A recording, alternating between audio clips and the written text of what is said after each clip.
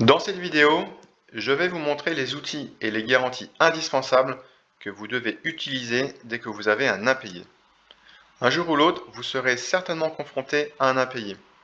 Les impayés ont toujours existé, mais sachez qu'ils ont augmenté de plus 35% ces 10 dernières années selon le ministère de la Justice. Chaque nouvelle crise, financière de 2008 ou bien le Covid, a amplifié systématiquement le nombre d'impayés. L'agence de l'État, la DIL, a vu augmenter ses consultations pour impayés de plus 15% pendant le Covid. En tant qu'investisseur, vous devez y être bien préparé en ayant anticipé le risque en amont afin de ne pas mettre en danger votre investissement. Monsieur Hugo vous propose deux solutions pour sécuriser vos loyers et vous protéger des impayés. Et vous avez aussi accès à une application juridique qui va vous guider pas à pas pour réaliser les premiers courriers obligatoires. Je vais vous la présenter de suite après. Commençons par les deux solutions proposées par Monsieur Hugo. Une protection juridique intégrant le recouvrement des impayés et une garantie loyer impayé. Voici leurs différences et comment elles fonctionnent. La protection juridique avec le recouvrement des impayés a rien à voir avec les protections juridiques qui sont proposées par les banques. Ici, nous avons conçu avec AXA une protection juridique spécifique pour vous en tant que bailleur. En effet, vous allez être protégé contre tous les types de litiges que vous pouvez avoir sur votre bien. Par exemple, le locataire ne veut pas entretenir le bien. Vous recevez des lettres de mise en demeure du syndic, car vos locataires font trop de bruit.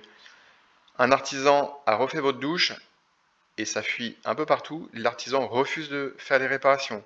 Vous contestez le redressement fait par le fisc, ou bien le locataire ne paye pas ses loyers. Comment ça se passe dans les faits ? Lorsque vous êtes confronté à un litige ou un impayé, vous appelez immédiatement votre service juridique. Donc pour ça, vous avez un numéro d'accès dédié qui est ici et qui vous permet d'être mis en relation directement avec le juriste qui va, dans un premier temps, contacter la partie adverse, envoyer les bons courriers afin de résoudre le litige à l'amiable. Si aucune solution n'est trouvée, alors le juriste va ouvrir une procédure judiciaire et va financer tous les frais d'avocat à hauteur de 10 000 € par litige. Sachez qu'une procédure judiciaire coûte à peu près 3 500 € en France. Ici, vous n'aurez pas à la payer puisque les frais seront pris en charge directement par AXA.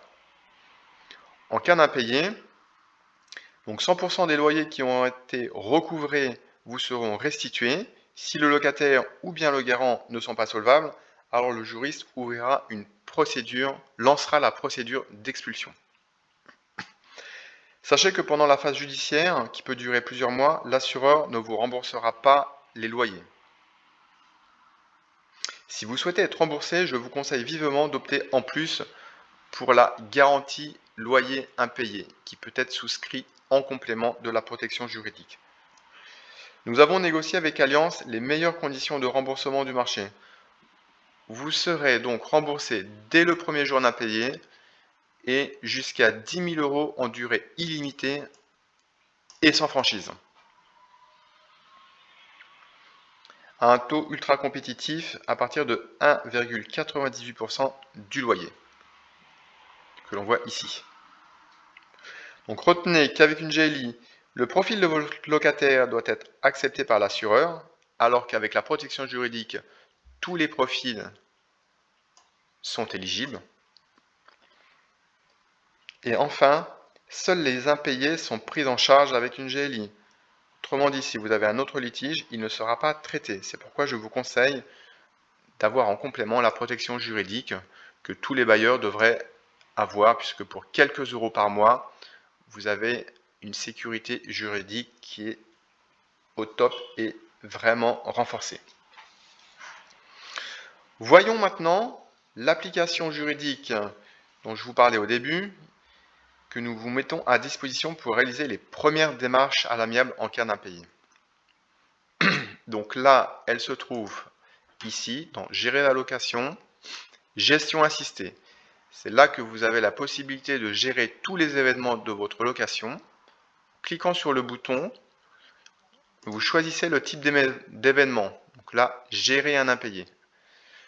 Le locataire, vous le sélectionnez. Donc là, il n'y en a qu'un pour cet appartement. Vous validez. Et cet assistant juridique va donc vous guider pas à pas pour rédiger les deux premiers courriers légaux et indispensables avant toute prise en charge par un assureur ou si vous montez un dossier devant les tribunaux. Vous avez un rappel ici des délais légaux à respecter. Donc ça, ce sont des délais qui sont obligatoires, que vous devez respecter. Le premier, vous devez envoyer une lettre de relance. En effet, cette lettre a pour but de s'assurer que le locataire n'a pas simplement oublié ou ce n'était pas une étourderie de sa part. Si vous n'avez aucun retour suite à l'envoi de cette lettre, donc là vous pouvez la sélectionner ici, vous passez à l'étape numéro 2 qui est envoyer une lettre de mise en demeure. Donc ça, vous l'envoyez si le locataire ne vous a pas répondu à votre premier courrier ou s'il refuse encore de vous payer les loyers. Donc là, vous sélectionnez la lettre de mise en demeure, vous sélectionnez le mois en question et en validant, notre outil va générer pour vous un courrier conforme et personnalisé que vous enverrez en un clic à votre locataire. Donc là, vous cliquez sur envoyer au locataire et automatiquement, votre courrier est sauvegardé et archivé sur votre compte.